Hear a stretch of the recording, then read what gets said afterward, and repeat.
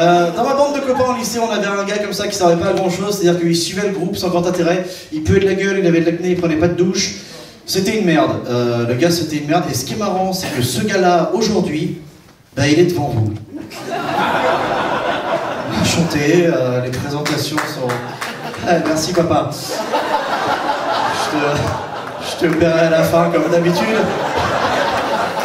Comment tu t'appelles? Ah mais le prénom, parce que lui, comment tu t'appelles? J'aime. Il est sur Facebook. C'est vrai. Je vais parler au nom de tous les humoristes ce soir, c'est pas évident de faire de l'humour, c'est vraiment pas évident. Moi ça fait 4 ans que je fais ça, je me souviendrai toujours, ma première scène c'était hyper cool, deuxième scène hyper cool, troisième scène, le bide. Ouais. Ah. C'est juste fait mal à l'orteil. Ah. Vous me marchez dessus monsieur, je suis j'aime, mais je m'en fous.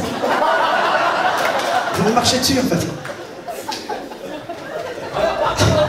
Troisième scène, le bide, c'était en Vendée. Déjà sur le papier, ça pue la merde. On m'avait appelé comme ça, on m'a dit Nico, ça t'intéresse un plan en Vendée? Bah je sais pas, c'est payé combien? 0. Bah je suis votre homme. Au début, tu peux pas négocier, tu vois. Et j'arrive comme ça en Vendée. Et avant de jouer, ce qu'on fait généralement, c'est qu'on regarde un peu derrière le rideau, la tête du public. Ce soir, vous étiez dans le top 3.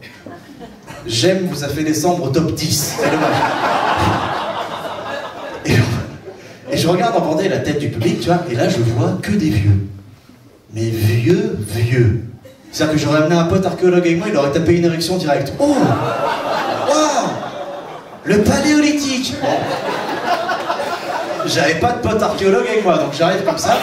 J'avais une question très simple en début de passage, question très simple, c'était est-ce qu'il y a des Bretons dans la salle? Question très simple, mais on est en Vendée, j'ai pas de traducteur. Donc je pose la question, est-ce qu'il y a des Bretons dans la salle? Je vois tous les regards. Oh.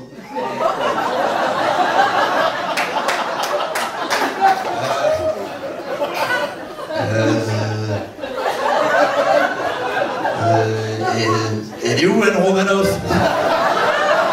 Les gars, l'entrée elle est à 3 €, ce tarif-là, il n'y a que moi, il n'y aura pas d'Anne Romanoff. Je repose la question, est-ce qu'il y a des Bretons dans la salle? Au premier rang, il y a un mec qui lève la main, monsieur vous êtes breton? Bah non. Oh putain. La soirée va être longue, tu vois. On était 4 humoristes, on avait 15 minutes à faire chacun, j'étais le premier à passer. Je fais 15 minutes de bide, 15 minutes dans un silence total.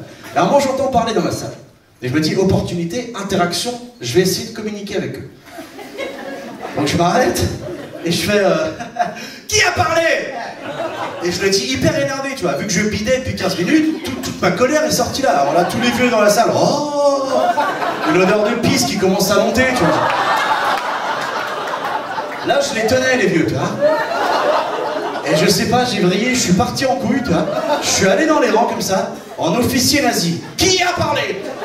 Qui a parlé? Alors les vieux, ils rehuvaient 39-45, tu vois. Une vieille au deuxième rang, elle commence à me faire 2, ils sont partis par là-bas, monsieur, ils sont partis par là. Attends, c'est que j'ai pas beaucoup de temps. J'arrive au fond de la salle, c'est l'histoire, j'arrive au fond de la salle. Je vois un mec costard cravate, la cinquantaine, lui il rigole pas. Je fais ça, monsieur, vous passez une bonne soirée? Je vous jure qu'il m'a répondu, ouais, j'ai juste hâte qu'on passe à l'artiste suivant. Oh, oh putain, j'ai mal au cul. Et un silence de la part de tous les vieux, c'est-à-dire qu'ils venaient de trouver leur Jean Moulin, tu vois. Je pouvais rien faire. Et le problème, c'est que j'étais au fond de la salle. Il fallait que je remonte sur scène.